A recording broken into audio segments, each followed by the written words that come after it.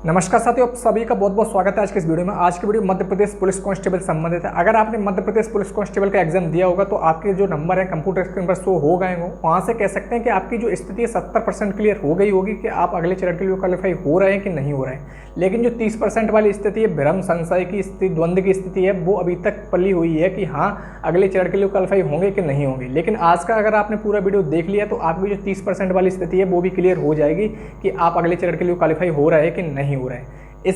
इस वीडियो में मैंने आपको बताया कि जो 80 से 85 के बीच में नंबर ला रहे हैं वो कितने प्रतिशत अभ्यर्थी हैं, साथ ही साथ 70 से और 80 के बीच में जिन अभ्यर्थियों के नंबर आ रहे हैं उनकी संख्या कितनी है, और 60 से 70 के बीच में जो प्रतिशत अभ्यर्थी हैं वो कितने हैं, और 55 से 60 के बीच में अभ्यर्थी कितने हैं, किस कैटेगरी में आप आ रहे हैं। जब आपका नॉर्मलाइजेशन स्कोर आएगा तो आप अपनी कैटेगरी से ऊपर उठ सकते हैं, यानी अच्छे वाले स्कोर में आ सकते हैं कि नहीं आ सकते हैं, क्या और डाउन चले जाएंगे या फिर यथास्थिति रहेंगे। तो आज की इस वीडियो में क्लियर होने वाला है। सबसे पहले तो मैं आपको बताऊं, जब आपकी वैकेंसी एग्ज़ाम स्टार्ट हुए तो कह सकते हैं 12 अगस्त एग्ज़ाम स्टार्ट हुए थे और कह सकते हैं 12 सितंबर तक चलने थे, लेकिन कुछ संस्थानों पर टेक्निकल इशू पाए गए तो उनके जो एग्ज़ाम थे 19 सितंबर तक आयोजित कराए गए। अब आप देखें, आपकी जो वैकेंसी थी वो कह सकते हैं 7,500 की समथिंग वैकेंसी थी, और वैकेंसी का 7 गुना कैंडिडेट फिजिकल के लिए इस बार पास किए जाएंगे। तो कह सकते हैं 50,000 अभ्यर्थियों को फिजिकल चलना है। तो 50,000 अभ्यर्थी तो सीधे हैं जो इस बार इस रिजल्ट का इंतजार कर रहे हैं। लेकिन जो आपके फॉर्म भरे गए थे 8.5 लाख के समथिंग फॉर्म भरे गए, लेकिन जो सिर्फ अभ्यर्थियों ने पेपर दिया है वो कह सकते हैं 5 लाख अभ्यर्थियों ने सिर्फ इसका एग्जाम दिया है। तो ये मैं मान सकता हूँ कि 5 लाख में से कह सकते हैं 2.5 लाख अभ्यर्थी ऐसे हैं जिनका अभी रिजल्ट सिर्फ इसी बात पर टिका हुआ है, उनका भविष्य इस बात पर टिका हुआ है कि रिजल्ट आए तब ऐसा स्थिति क्लियर हो कि हम नेक्स्ट चरण के लिए क्वालिफाई होंगे कि नहीं होंगे। यानी 2.5 लाख अभ्यर्थी अभी कह सकते हैं इंतजार कर रहा है रिजल्ट का। बाकी कह सकते हैं 2.5 लाख अभ्यर्थी बाहर हो चुका है, वो इंतजार नहीं कर रहा है। ऑलमोस्ट 50,000 अभ्यर्थी सीधे इंतजार कर ही रहे हैं और उनको फिजिकल के लिए बुलाई जाएगा। तो क्या आप भी उन अभ्यर्थियों में सम्मिलित हैं कि नहीं है? तो चलिए सबसे पहले मैं आपको यथास्थिति इसकी बता दूं कि किस कैटेगरी में आप हैं, नॉलेसन में आपको फ़ायदा होने वाला है कि नहीं है। अगर आप बात करें 80 से 85 के बीच में जो संख्या है वो सिर्फ 10% अभ्यर्थी ही ऐसे हैं जो 80 से 85 के बीच में सम्मिलित हैं। अब आप चेक कर सकते हैं कि आप इस स्थिति में हैं कि नहीं है। 70 से और 80 के बीच में जिनके नंबर बन रहे हैं उनकी जो कह सकते हैं अब संख्या है वो सिर्फ 15% है, और 60 से 70 के बीच में जो आंकड़ा है वो कह सकते हैं ऑलमोस्ट 35% अभ्यर्थी यहाँ सम्मिलित हैं, और 55 से 60 के बीच में सबसे ज़्यादा कैंडिडेट कह सकते हैं 40% अभ्यर्थी यहाँ सम्मिलित हैं। तो आप देख सकते हैं कि आप किस कैटेगरी में आ रहे हैं। तो मैं आपको बताऊं कि आप किस कैटेगरी में और आपके जो नॉर्मलाइजेशन में स्कोर है वो कितने बढ़ सकते हैं, कितने कम हो सकते हैं नंबर आपके। तो चलिए, अगर मैं आपको फर्स्ट कैटेगरी में बात करूं, इस वाली में अगर आपके नंबर 85 बने हैं, 85, और कह सकते हैं इस बच्चे का एग्ज़ाम 12 अगस्त को ही था, और कह सकते हैं 2 शिफ्ट को आयोजित कराया गया इसका एग्ज़ाम, और इसका एग्ज़ाम जो था सिंपल था। अब वहीं एक बच्चा जिसके नंबर इसी कैटेगरी से कह सकते हैं 80 अर्जित किए इसने, 12 अगस्त को इसका एग्ज़ाम था, 2 शिफ्ट में इसका एग्ज़ाम था। दोनों बच्चों का कंपैरिजन करके बताएंगे तब आपको क्लियरिटी ज़्यादा होगी। इसकी भी जो शिफ्ट थी वो सिंपल थी। अब देखें कि अगर 85 नंबर इसने सही अर्जित किए और इसने सिर्फ 80 नंबर सही अर्जित किए, यानी कि अगर मैं मान के चलूँ कि 100 में से 50 इसने सही कर लिए, और मैं मानता हूँ 15 नंबर इसने गलत किए होंगे, क्योंकि गलत का आंकड़ा अपने पास नहीं है कि कितने गलत किए, और कह सकते हैं 80 इसने भी सही किए तो 20 इसने गलत किए होंगे, मैं मान के चल रहा हूँ। तो जो गलत का प्रतिशत है वो इसका ज़्यादा है।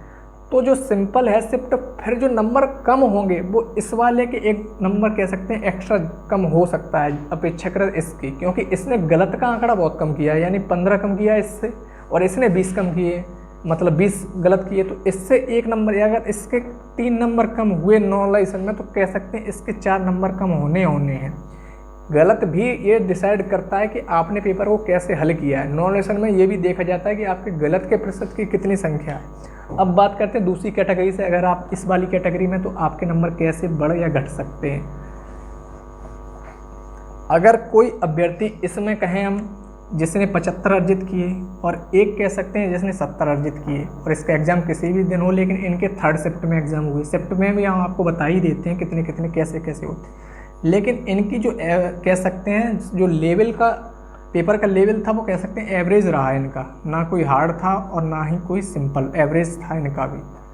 अब इन्होंने क्या हुआ, जब एवरेज आपकी जो मॉडरेट लेवल होता है तो उसमें क्या होता है, ना तो आपके नंबर ज़्यादा बढ़ सकते हैं ना ज़्यादा कम हो सकते हैं, यथास्थिति पर भी रह सकते हैं। लेकिन बढ़ने और घटने की पॉसिबिलिटी कहाँ बनती है, जैसे कोई कह सकते हैं जीएस में आपके 4 प्रश्न ऐसे आए जो कि कह सकते हैं एमपी एसआई में क्वेश्चन बन सकते थे, एमपी पीएससी में क्वेश्चन बन सकते थे, या फिर एमपी का कोई बड़ा एग्जाम है उसमें क्वेश्चन बन सकते थे, और रख दिए उन्होंने एमपी कांस्टेबल में। अब कांस्टेबल की तैयारी का बच्चा अलग लेवल होता है और हर एग्जाम के अलग अलग लेवल होते हैं। लेकिन जो 75 वाला अभ्यर्थी है, इसने क्या किया है कि इसने इसमें से 3 क्वेश्चंस को, जो अभ्यर्थी क्वेश्चंस की सतह छूकर निकल रहा है यानी कि उसका आंसर्स नहीं दे पा रहे, इतने टफ क्वेश्चंस हैं, 75 वाले अभ्यर्थियों ने क्या किया है, इसके 3 क्वेश्चंस के आंसर दे दिए।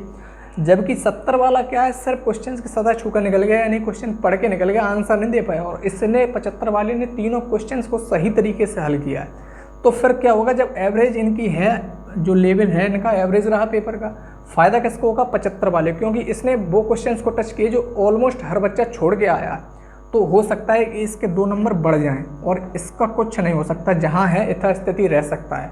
हो सकता है कि इसने जो अपना गलत का स्कोर किया हो वो ज़्यादा कर दिया हो इससे, क्योंकि इसके 75 सही है, इसके 70 सही है, तो मैं मानूँ कि इसने 25 गलत किए होंगे, इसने 30, तो ऑलमोस्ट हो सकता है कि इसका नंबर एक माइनस में भी चला जाए। वैसे हो सकता है कि इसका स्थिति रहे, लेकिन इसको फ़ायदा ये होगा क्योंकि इसने जो टफ क्वेश्चंस को हल किया है उससे इसको फ़ायदा होने वाला है। नॉर्मलाइजेशन इस पर भी कार्य करता है। चलिए अब अगली कैटेगरी की बात कर लेते हैं। उससे पहले मैं आपको EWS, OBC और जनरल कैंडिडेट के लिए इसमें थोड़ी बहुमूल्य बात है, उनको समझ लें।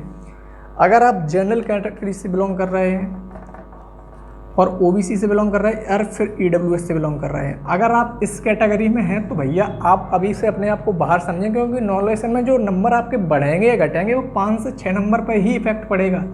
अगर आप सोच रहे हो कि 10 से 15 नंबर, ऐसा नहीं हो सकता है, ना ही कभी हुआ है। मैक्सिमम पे आपके 7 नंबर तक इंक्रीज हो सकते हैं या डिक्रीज हो सकते हैं, उससे ज़्यादा नहीं। वैसे 4 से 5 नंबर का ही अंतराल हो सकता है। तो अगर जनरल, OBC और EWS कैंडिडेट इस कैटेगरी में 60 तक भी हैं तो आप बाहर हैं, क्योंकि आपके जो बढ़ेंगे, अंतिम में मान के चलता हूँ आप 60 पर टिक भी गए अभी जो वर्तमान स्थिति में हैं, और अगर आपके 6 नंबर बढ़ते हैं तो 66 भी आते हैं, तो 66 तक मुझे नहीं लगता कि आप अगले चरण के लिए क्वालिफाई हो पाएंगे, जनरल और OBC और EWS कैंडिडेट।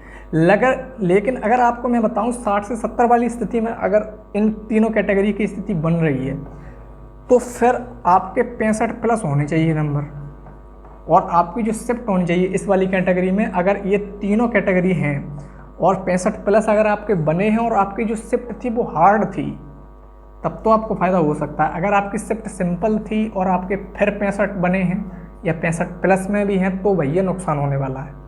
और हार्ड है आपकी शिफ्ट तो आपके कह सकते हैं 5 से 6 नंबर बढ़ते हैं तो आप 70 टच कर जाएंगे, 70 तक एक मुझे लगता है क्वालिफाई हो सकते हैं आप। बाकी आपके 70 प्लस हैं तो आप अपने आप को सेफ समझ सकते हैं। तो यहाँ आपके जो कह सकते हैं 65 भी नहीं, 67 प्लस तो होने ही चाहिए या 66 प्लस होने चाहिए। OBC कैंडिडेट के अगर 66 प्लस हैं या 65 प्लस हैं तो काम चल जाएगा, EWS का भी काम चल जाएगा थोड़ा बहुत, लेकिन जनरल को थोड़ी यहाँ हानिकारक हो सकती है। इसीलिए थोड़ा बहुत अपने आप को संभाल के देखें आप कि आपके कितने नंबर बन रहे हैं, फिर आपको फिजिकल में कितने लाने हैं। अगर आपने हमारा ये वाला वीडियो नहीं देखा जिसमें आपके रिटन में कितने नंबर हों, फिजिकल में कितने हों, साथ ही साथ फाइनल सिलेक्शन कहाँ तक हो सकता है, तो आप हमारा ये वाला वीडियो ज़रूर देखिए। आपको ये श्योरिटी हो जाएगी कि हाँ आपको फिजिकल में कितनी मेहनत करनी है। तो मैंने आपको बताया कि 4 कैटेगरी में आप कितने प्रतिशत वाले अभ्यर्थियों के साथ सम्मिलित हैं। अब आपका जो नॉर्मलाइजेशन स्कोर है बढ़ सकता है, घट सकता है, किस कैटेगरी में पहुंच सकते हैं। ये वाली कैटेगरी सबसे सेफ स्कोर है। कोई भी कैंडिडेट इस वाली कैटेगरी में है तो अपने आप को सेफ समझे। इस वाली में भी ऑलमोस्ट सेफ है अभ्यर्थी, मैं ये कह सकता हूँ। और इस वाली में तो भैया सबसे बड़ी जो समस्या ये है कि अगर आप SC या फिर ST कैंडिडेट हैं तो थोड़ा बहुत चांस बन सकता है, इसमें भी चांस बन सकता है। लेकिन इसमें उन अभ्यर्थियों के चांस यानी कि जनरल, EWS और OBC के चांस तब बन सकते हैं जब आपके 67 प्लस या 66 प्लस स्कोर हो, शिफ्ट हार्ड हो, तो पॉसिबिलिटी है कि आप अगले चरण के लिए क्वालिफाई होंगे, नहीं तो बहुत मुश्किल है। तो उम्मीद है वीडियो में जो मैंने आपको चीज़ें समझाई हैं वो आसानी से समझ में आई होंगी और सरल भाषा में समझाने का प्रयास किया है। अगर आपको समझ आती है तो वीडियो को लाइक और चैनल को सब्सक्राइब जरूर करिए। मिलते हैं दोस्तों नेक्स्ट वीडियो में, तब तक के लिए धन्यवाद।